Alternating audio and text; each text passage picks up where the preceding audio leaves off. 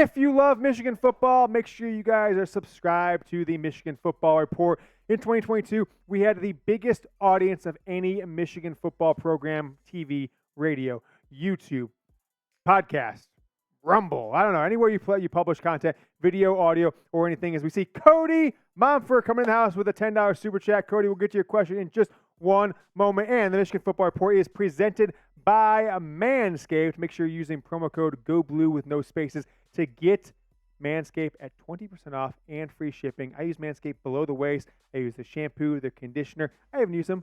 Look at that. Trim my beard up, right? I had a little scruffy going for a while. Trim things up, made it look just like my haircut. So thank you so much to Manscaped for sponsoring today's show. Rick Hall with our first question coming in. He put it on our YouTube channel as we did a mailbag call on Monday or Tuesday. He says, is Will Johnson going to be back this week? Well, we got some updated from some assistant coaches today. They did some media appearances. So it basically was like, well, they're working through some stuff, Will Johnson and Rod Moore. And one little nugget that was said at the end of some press conference today on Will Johnson, Rod Moore, was we're going to make sure that they're 100% when they come back. So will Will Johnson be back? I'm not sure. Keshaun Harris, though, came out of nowhere. When I saw the number, I was like, who the hell is Keshaun Harris? To be frankly, I try and stay as inside the program as I'm allowed to or as I can. You're talking to parents, talking to maybe a staff or two here and there. And people don't always want to give all the information. And I'll tell you what, I've talked to plenty of parents whose players are starters at big-time college football teams. Sometimes they don't even know themselves if their son's going to play right up until the game starts. So you always got to take things with a grain of salt. I did not hear Keshaun Harris's name mentioned a single time in the past 4 years. Not a single time from anyone about being in the two deep, being a player, being a star. He was in the starting lineup, 6 tackles he had in his 4 seasons at Michigan leading up to getting the start on Saturday. Him and Keon Sabb, new faces, they led all defensive players on Saturday with 45 snaps. So I'll say this, I think it's 50-50 at best for Will Johnson to play this week. If you put a gun to my head, if I had to put some money where my mouth is, I say Will Johnson will not play. Hopefully he does. I hope I'm wrong on that. But from what I'm hearing, from where he was at last week and what the coaching staff kind of said today in press conferences alluded to, I wouldn't expect him. I don't think they need him. And they're developing guys like Keshaun Harris that can pay dividends down the line, especially against Ohio State or in the college football playoff. Let me ask you guys this question. Should Will Johnson play? Not Willie. Should Will Johnson play this Saturday against UNLV? Let me know what you guys think. Type Y for yes or N for no. A couple people in the live chat. Logan Zirkle with a no. I'm saying no because I don't think they need him, although I'd love to see him. We're only going to get 3 years of Will Johnson. I want him in the field every chance we get, but I'd rather have him healthy against Penn State, Ohio State, Maryland, college playoff than against UNLV. So I'm going to go with no. Most people saying no, that they should not play. So appreciate all the ones. If you're watching this we're going to put this video out on Thursday evening. Go down in the comments and give us a yes or a no, Y or N. Make sure we get this video to 100 likes. The live show's got 65 likes right now. If you're watching the on-demand show, hit that like button. Helps the show. Doesn't hurt anything. Allows us to put this content in front of more Michigan football fans. So get us to 100 likes ASAP. Bill Graves coming in with the $10 super chat. Bill, I got you on the helmet, baby. I got you on the helmet. He says, Sabb played well. Do you think he'll see more time? If Rod Moore is not in the game this Saturday, which I think he's 50-50 at best as well, I think Keon Sabb is going to play. He's going to start.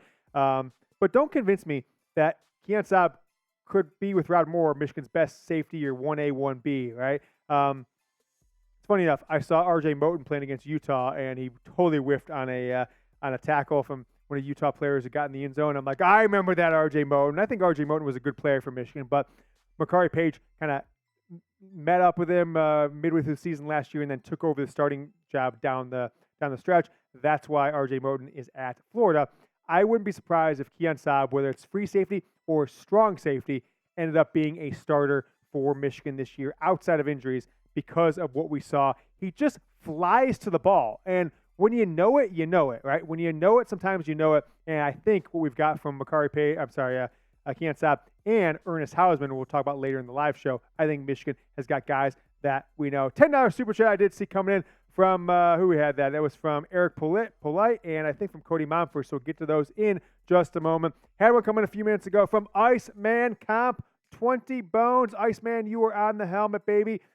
With a solid first game, what is the outlook for Cornelius Johnson the rest of the season? Do we have, Jack, or do I come back to this question? Do we have the stats, the wide receiver leader stats? Going to go to that really quick. Go to that, and then we'll go to the next part of the show. I'll give my thoughts on Cornelius Johnson. What I like about this graphic is the distribution, 6, 5, 4, 4, and then, of course, Blake Corum had 3 catches for like 5 yards himself. Cornelius Johnson, 5 for 71. If he can do that every week, I mean, we're talking about a really good season, probably second or third team all Big Ten. Michigan has really lacked under Jim Harbaugh outside of 2015 down the stretch with Jake Rudock. They started to get more the hands in the ball, the ball in the hands of more wide receivers. But lately, if you look, 500 yards, 600 yards, 400 yards, 500 yards, that's the leading receivers for this team. We'll go back to Cornelius Johnson in just a moment, but did want to tell you guys about today's presenting sponsor, Manscaped. I think the best product that has been launched on the entire world, right? iPhones, new cars, anything, is the beard hedger from Manscaped. It was breaking news when they launched it. I got one. I absolutely love it because I always hated it. I either had to just grow my beard until it was just, okay, this looks terrible now. Now I just got to shave my face down or use some rudimentary thing I got off Amazon or something like that. The beard hedger takes that away. I can trim it all the way up to my ears, to even take it around my ears, give myself a nice, clean cut look. I love the beard hedger, a premium beard trimmer from Manscaped. Get going. Have a beard like a pro. Don't be one of these guys that either has baby face like I do from time to time or just some sloppy beard out there, right? Trim your beard up. You can even go out a little longer. This beard hedger, it adjusts. It goes all the way out. It's got a USB-C charging cable. And the package that they've got going on, you get all this other great products. Beard balm. You got the beard comb. You got some scissors. You got everything you need to maintain the face, not to mention all the great Manscaped products. I use the shampoo, their conditioner. I want to trim around the nether regions and make sure we're looking clean, right? Have a not a hairy chest. Manscaped takes care of all that. I even got Manscaped nail clippers. Everything in my bathroom is Manscaped. Manscaped.com, promo code GOBLUE. That's manscaped.com, promo code GOBLUE. No spaces, 20% off and free shipping.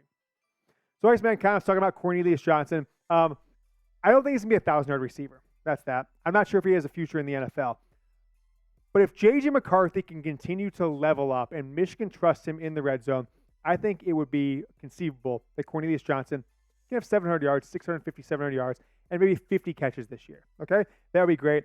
If he gets 6, 7, 8 touchdowns, that would be cool too. We saw Roman Wilson with 3, right? He only had 4 all of last year receiving. Roman Wilson did. So getting 3 in the first game, nice big step for him. Let's keep rolling with the questions. Brent DeVries, he says, what do you think they will do? What does that say? I can't remember. About creating more pressure on the quarterback. One of the complaints I saw from Michigan football fans and articles and just the general commentary, I always like to take a buzz of what the crowd thinks on this team and this program after every single game to make sure I'm not just talking about something that is way off in the left field, is that Michigan didn't get any sacks. Oh my gosh, we can get any sacks. Mike Morris is gone. Mozzie Smith is gone. This Michigan, pass rush, they kind of stunk. Those 4 defensive ends that we heard about. Chris Jenkins, a first-round pick.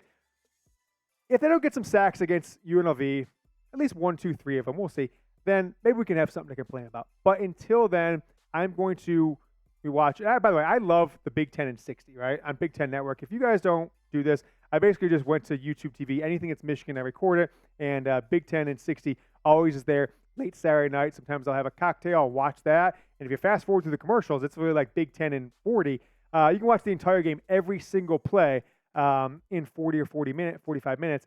And it wasn't that the defensive line couldn't get pressure. They didn't get crushed. They were flying in there in 1 second.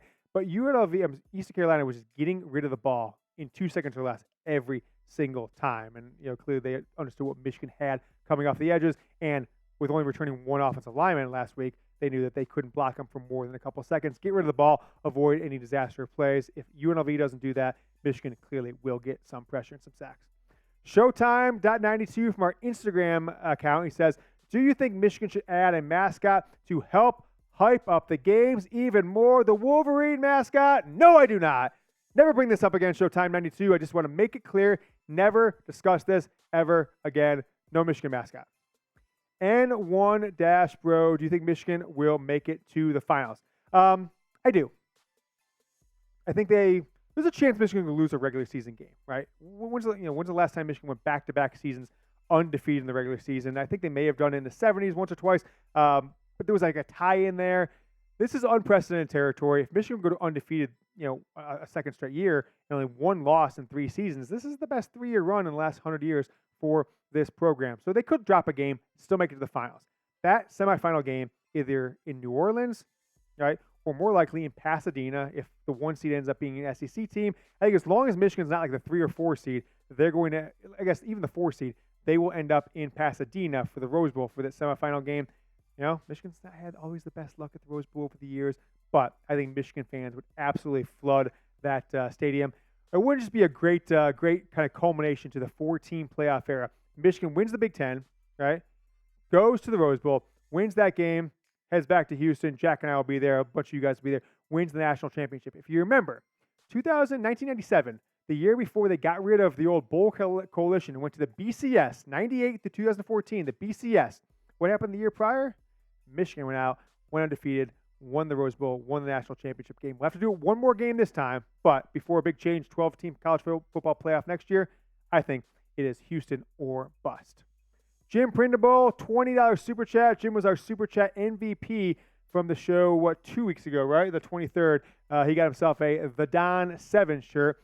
Like to see a strong passing game plan that'll open up some running lanes for sure. This is the thing that's been missing with Michigan under Jim Harbaugh. We thought we were going to see it in 2019 with Josh Gaddis, speed and space, okay, Nico Collins, Donovan Peoples-Jones, Tariq Black, Ronnie Bell, right, who was a sophomore at the time. He ended up being the leading receiver in the team with all those NFL guys. And by the way, congratulations for Ronnie Bell. He made an NFL roster. As a 2-star recruit 5 years ago. It's what Michigan needs to do. Look back to 2017. 2017-2018 was such like a transformational year in college football. You got Baker Mayfield win the Heisman Trophy, going to the playoff to Oklahoma in 2017. Then Tua takes over for Alabama in the national title game. Passing game. 2018, absolute explosion of passing in college football. Dwayne Haskins at Ohio State, rest in peace. Trevor Lawrence, true freshman, wins the national championship. Tua, with all those receivers at Alabama, Oklahoma, etc. The cream of the crop in college football has been passing first. Now, last 2 years, the best programs have arguably been Michigan and Georgia, run first teams. But I don't think Michigan can win a national championship or beat Georgia by playing Georgia at their own game. So if you can get at least, a top 15 passing game in the country to go along with the top 3 or 4 running game, you've got yourself a national championship contender. But predict Michigan's record for me, 12 games. Let's just say from now through Ohio State. Let's not try and speculate about the playoff or the Big Ten championship or anything like that. 12-game prediction. I don't know if I ever gave my prediction. I think there's a chance they can lose a game to either Penn State or Ohio State. Not going to predict that at this time, but let me know what you guys think. 12-game regular season record. I got to count 22 with a 12-0. I think that's the general consensus. I think people will be really disappointed if they do not go 12-0, especially considering that Ohio State game is at home. Shane Johnson in the house. Miami Shane hit me with the D was stout without two best players, maybe 2 of the best. Certainly, I think Chris Jenkins, Junior Colson, Rod Moore, Mike Sanderson, and Will Johnson. Those are probably your 5 best. So 2 of the 5 best were not playing. JJ led the country in Pro Football Focus grades. The top 4 receiving leaders as good as any in the country. Blake Corum, 7.3 yards per carry in a stacked box. Good first win. I don't know if I could add anything to that, Shane. Some very stout analysis by you. I wish we saw a little more out of the running game, but I'll take it if the passing game was going 26 of 30 for 280 yards, 3 touchdowns, all of which were really good throws, by the way, right? J.J. McCarthy stepped up in the pocket, firing Roman Wilson twice. One maybe past the line. We don't know. And then an absolute NFL throw from the left hash mark. Boom. 7-8 yards back in the thing. So threw from the 23, 24-yard line over in the back corner of the end zone over 2 defenders to Roman Wilson. Absolute NFL-level throw. Shane Johnson with the astute analysis. Appreciate you, Shane. You are my boy, Blue. Cody Mompher, also my boy. Did we get Cody his helmet sticker? I don't think we did yet, so I'll ask that question. James, God bless you and your family. Do you think, appreciate that, Cody, you as well, do you think we keep airing it out against UNLV, or do we go back to the running game? Also, my teammate, Dylan Dudka, got a UFC contract last night. Bosa, hey, Dylan Dudka. Jack, slack that to me right now. We'll check out Dylan. Maybe we'll show him some love on the watch party on Saturday is I'm adding Cody Mompher to the helmet that he's been on many times. Once again is 9-6. So it is 9-6. I wrote 9-7 on a couple of these, so I guess I wrote the wrong date on a few people. Cody Mompher. I think that the Michigan Cody Mompher, you are once again, boom, right there at the top above the Michigan logo. I think it's gonna wait and see. Sharon Moore's back. Did Kirk Campbell, being the head man on offense, did he just kind of take some liberties and go throw? Will UNLV try and stack the box like East Carolina did? Will Michigan be forced to throw? I'm not sure. I don't really know enough about UNLV's strategies, new coaching staff, almost an entirely new roster to give a great example. But what I was excited about is that Michigan, like many Michigan teams in the past, going back to Lloyd Carr and behind him, is that when teams try and stop the run, is that you just get completely stubborn and you keep running. We saw it against Michigan State under the Brady Hoke years, seen it plenty of times against Georgia or Ohio State at other times here in the 8 years of Jim Harbaugh. It was a good first sign on Saturday against East Carolina. We'll find out on UNLV if they'll continue to, air it out a little bit on Saturday against UNLV. Use hashtag Michigan to get your questions answered live. We will keep it rolling here on the live show. If you're watching this Thursday evening, we are live every Wednesday. Went live 8:30 p.m. Eastern for our prime time Michigan football show. And I want to make sure you guys know that we are on Instagram. It is at Michigan Football Report on Instagram. I haven't done it yet, but at some point in the next couple of weeks, I've got a couple little juicy nuggets of information on this team, on this program. I think I'm going to put them on Instagram only. I'm going to make the account private.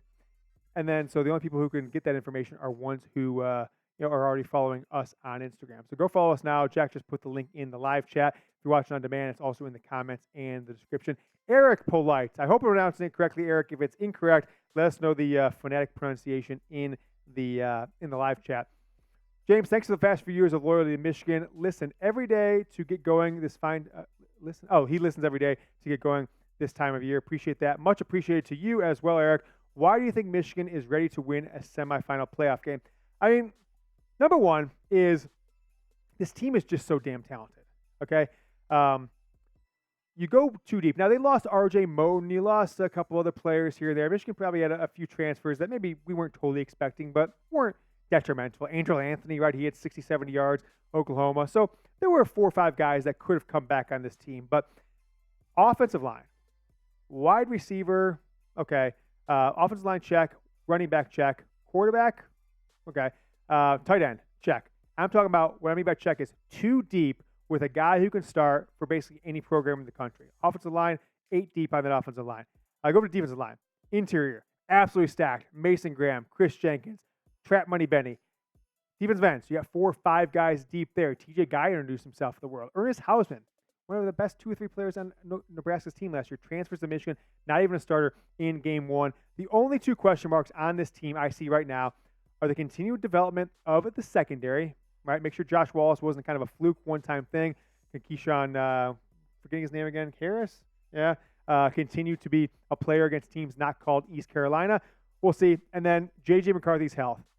I have not gasped and kind of cringed for a couple moments more than when J.J. rolled out, threw the ball on the right sideline and got kind of hit up in the air and then just got speared, helmet to helmet by a guy who got thrown out of the game.